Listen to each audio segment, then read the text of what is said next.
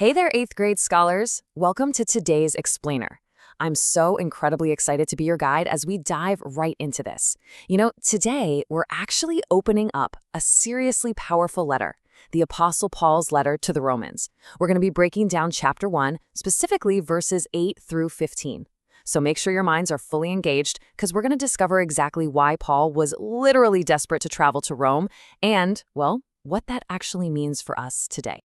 All right, to kick things off, I really want to plant a quick seed in your mind.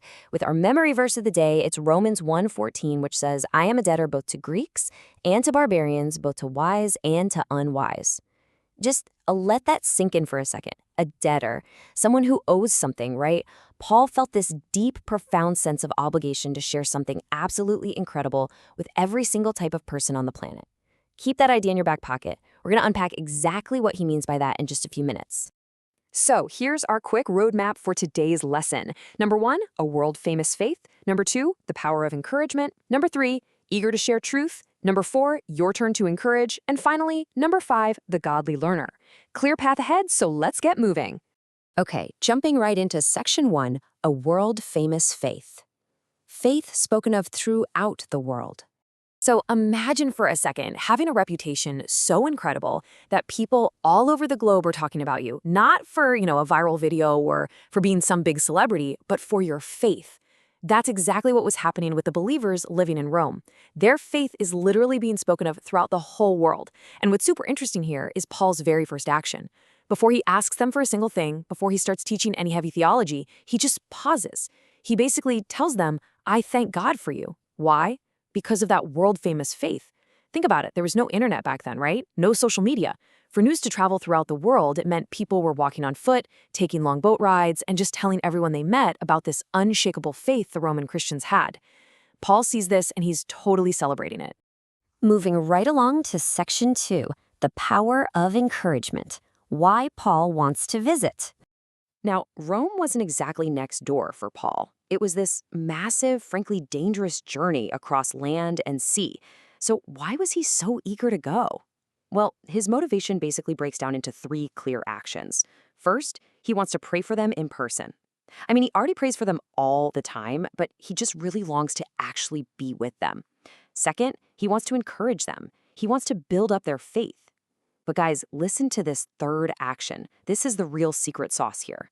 He wants to be encouraged by them. Think about that. Even Paul, literally one of the greatest leaders and missionaries in the history of the early church, he needed encouragement too. The big takeaway here is that encouragement is a two-way street. When you build someone else up, you end up getting built up yourself. Pretty cool, right? And that brings us to section 3, eager to share truth, preaching to all kinds of people. Now, Paul's goal definitely wasn't just to have a nice little Roman vacation to see his buddies. He was on a rescue mission, completely driven by an intense eagerness to preach the gospel. And this loops us right back to our memory verse. Let's look at that word debtor. In this context, it absolutely does not mean owing money to the bank. Paul is using it to describe someone with a compelling, God-given obligation to share the gospel with absolutely everyone. It's kind of like, imagine you held the cure for a terrible disease that everyone was suffering from. You wouldn't just keep it to yourself, would you? No way. You'd feel this massive moral debt to give it to everyone you possibly could. That is exactly how Paul felt about the truth of Jesus Christ. He specifically points out that he owes this debt to the Greeks and the wise, as well as the barbarians and the unwise. So what's he doing here? He's covering the entire spectrum of society. See, the Greeks and the wise, they represented the highly educated, the elite, the cultured philosophers of that time. On the flip side, the barbarians was just a term used back then for anyone who wasn't Greek. So people may be considered less educated or just from different cultural backgrounds. Paul is making it crystal clear here. The gospel is not some exclusive club. It doesn't matter how smart you are, how much money your family has, or where you come from. The truth of God is for literally everyone. All right, let's move into section 4. Your turn to encourage. Time to think about it. Okay, 8th graders, we've covered a ton of ground pretty quickly. Now it's time to test your memory and make sure you really grasped these concepts. Let's do a quick knowledge check. Question number 1. What does Paul thank God for when he thinks about the believers in Rome?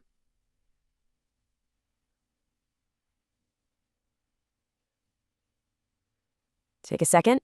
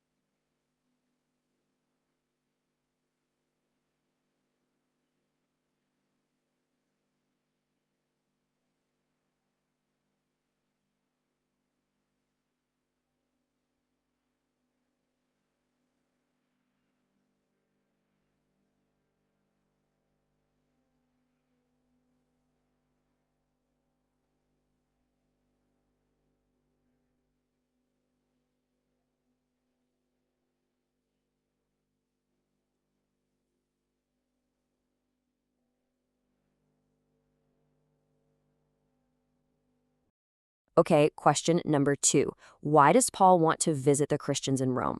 Think back to those 3 bullet points we talked about. Remember that two-way street? He wanted to pray for them, encourage them, and crucially, he wanted to be encouraged by them. All right, final question for you. What does Paul say he is ready to do? Think back to that whole debtor concept we unpacked. Yep, exactly. He is completely eager and ready to preach the gospel to all kinds of people in Rome without any discrimination whatsoever. Really great job staying focused on this. So now let's actually put this into action. Here is your assignment for the week, and I want you to choose just one of these 2 options. Option 1, you can draw Paul praying for the Christians in Rome, or maybe sketch a scene of him traveling toward the city. Or option 2, you can write down one sentence right now about someone you can pray for and encourage this week. I really want you to take this lesson and bring it into your actual life. Who in your class or maybe in your family really needs that two-way street of encouragement today? And finally, that brings us to Section 5, the Godly Learner, Education and Biblical Morality. To wrap up our explainer today, I want to connect Paul's mission directly to your mission here as a student.